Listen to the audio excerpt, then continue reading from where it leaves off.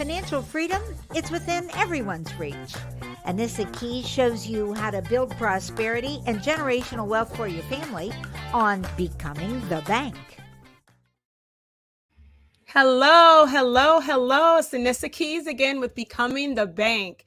If you're tuning in for the very first time this week, this is a podcast that shares biblical principles and practices that have helped me to become a generational wealth builder.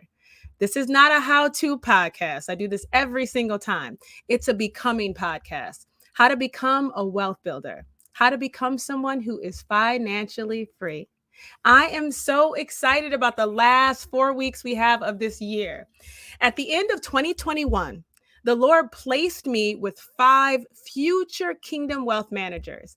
I had created some curriculum, right? He knew that I had a heart to be able to serve folks that are moving into a financially free place.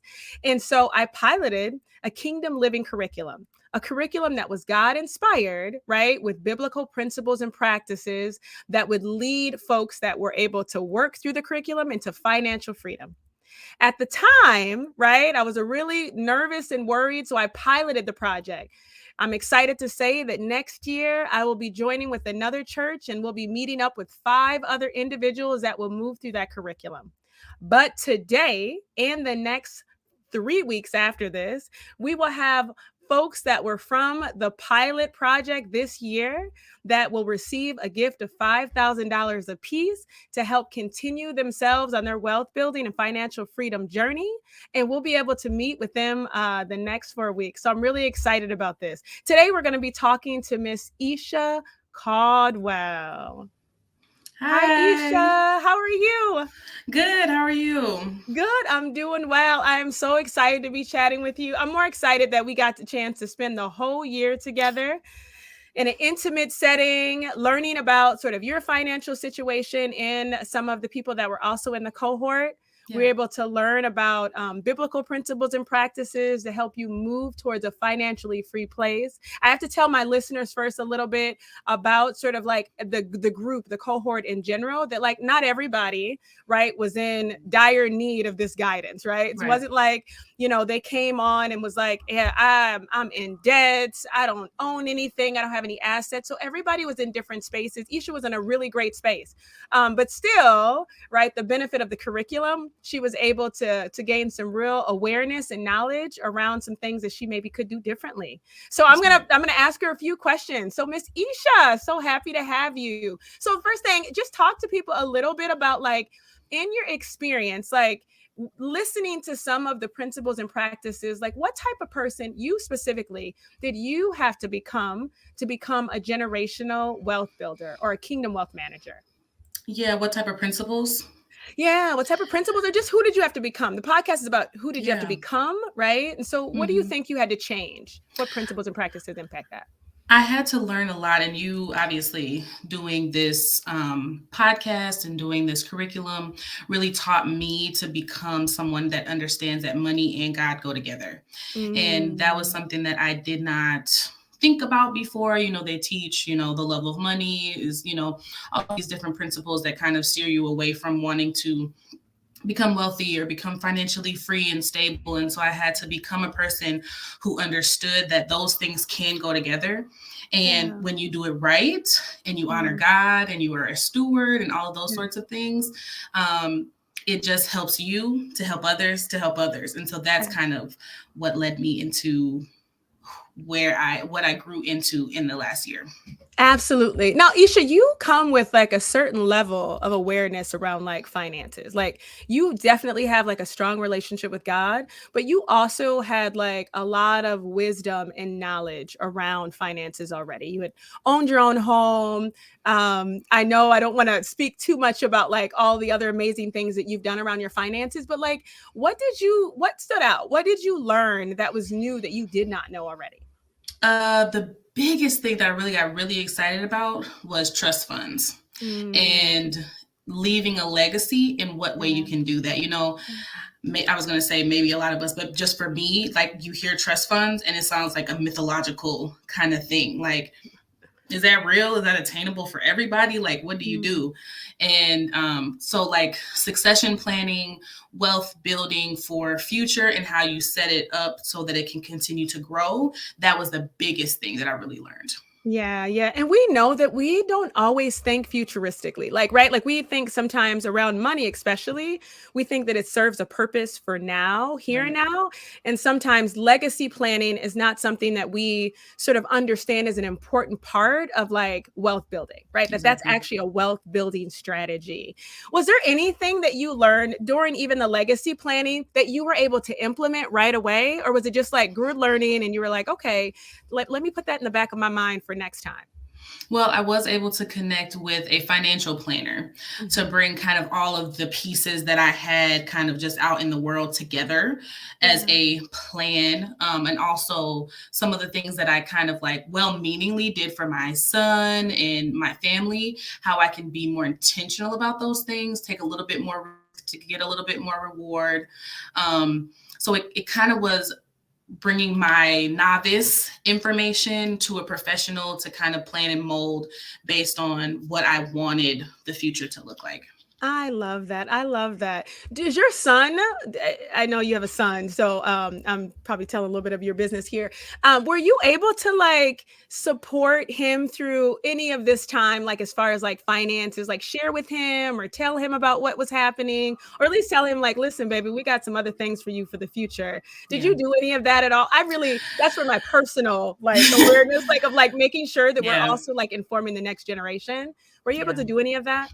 Well, he came to all the classes and actually was talking about how he was going to miss coming to the classes. And so he would actually ask me questions about things. And so I was able to kind of introduce the conversation in that way based on what he was already showing interest in. Yeah. And in addition, we got some games and things to kind of make it fun. Yeah.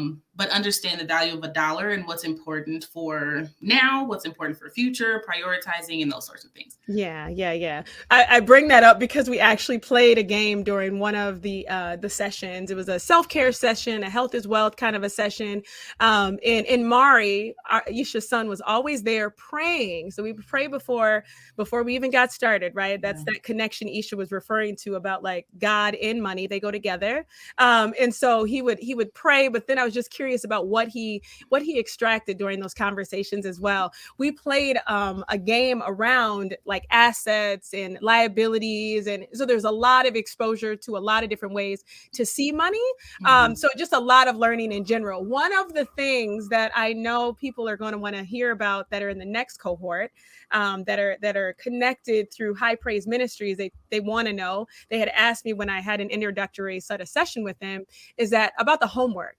And so like whether or not it's necessary, because they were kind of like, well, I got a job and I own a business. And so did you find the homework helpful, supportive? What do you think? Yeah, I would say this might be a little bit harsh, but you know me. I would say that if a person isn't ready to do their homework, they may not be ready to invest in themselves, which is the biggest piece of this, which is investing in yourself, learning and growing, right? And being able to grow, we have to do that practical application. We all know that, right? We go to school, we do internships, or we go to school, we do the job, or we get right into the job and we start the practical right away.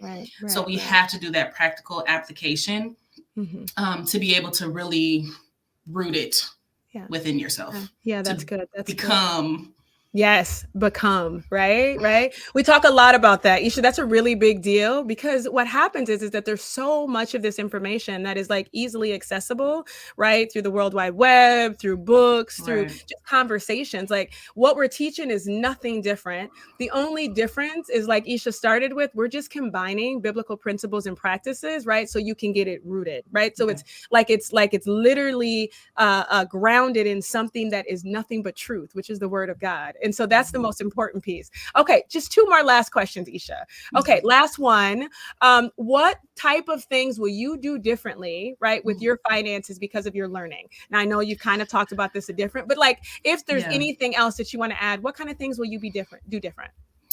Well, again, the intentionality piece, but the intentionality piece of not feeling like I have to have everything paid off. Some things I'm not spending as much money. Like I'm not buying as much money as I am in these other areas, interest and all of those sorts of things. So being really strategic about that, plan for future, as things have come up with my house this year where I had to take out some loans to take care of those things, 0% interest, but my credit card is 25. Okay.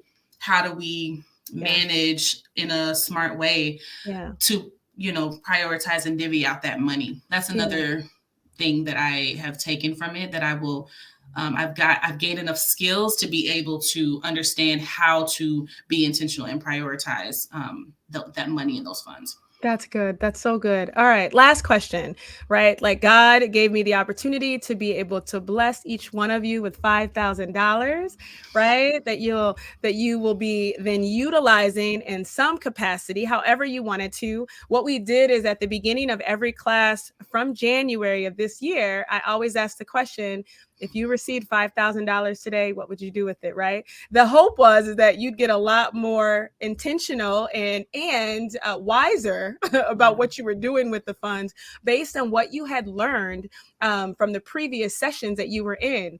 Now it's the end of the year though, right? And now I'm sure you got real things that you want to do with it, and you could just like go blow it. Go to, I don't know, $5,000. Not like you can go like to Dubai, but maybe you could go to like Cancun or Cabo or something, right? What are you going to do with your money? As much as you want to share.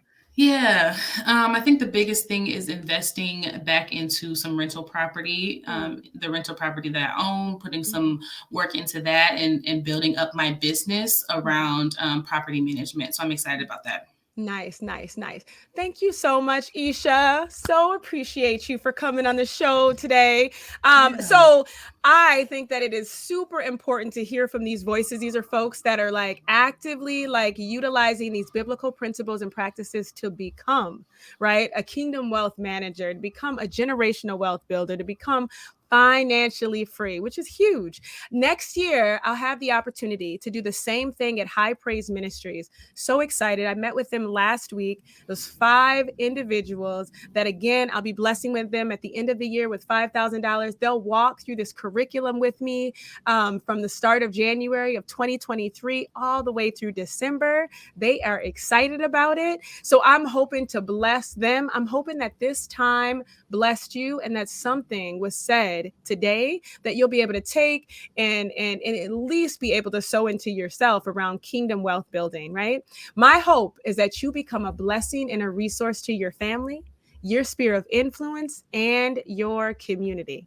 This is Becoming the Bank with Anissa Keyes. I'll see you next time. Check back next week for more of Anissa's Kingdom Principles to live a prosperous life. To find previous episodes of Becoming the Bank, log on to ShalettaMakesMeLaugh.com. You deserve more internet than what you get from just your cell phone. Get free high-speed internet at home, a $29.95 value when you qualify for Internet Essentials Plus and the Affordable Connectivity Program. Enjoy more streaming, gaming, and video chatting on more devices for free. With unlimited data and a wireless gateway included at no extra cost. No fees, no taxes, and no annual contract. Connect to more of what you love for free with Xfinity and the Affordable Connectivity Program. Click, call, or visit a store to learn more.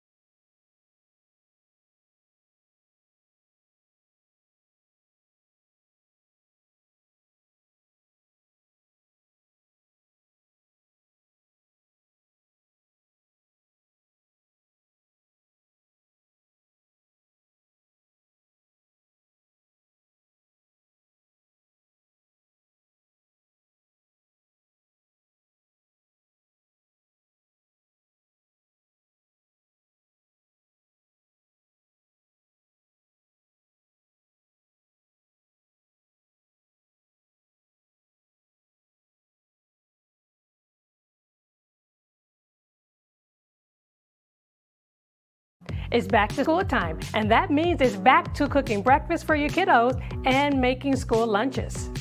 That's a lot of cracked eggshells and cut-off sandwich crust. Now listen, before you think about throwing those food scraps away, think about recycling them. Ramsey County has a program that can help you do just that, and it won't cost you a dime. Ramsey County has a free food scraps recycling program that lets you collect stuff like apple cores, coffee grounds, and veggie scraps. Here's how it works. Put all those scraps into a compostable bag. Then once a week, drop it off at a free food scrap site by your house. And listen, I understand that life is busy, so if you can't get there once a week, just toss the bag in the freezer until you can find the time to do it. To locate a food scrap collection site near you and to get more information about the program, visit ramseyrecycles.com/food scraps and tell your friends and family about it. Let's all do our part to help save the planet. All right, did you know I was the Mommy Slam Dunk Champion? Really? Yes, really, don't sound so surprised. Let's see it. Oh, you're ready. All right, here we go. Let's hear the crowd. So go to right, I go to left, fake a mom. Mama, go up, mama! She did it. Again? You can't avoid gravity, but United Healthcare can help you avoid financial surprises by helping you compare costs and doctor quality ratings.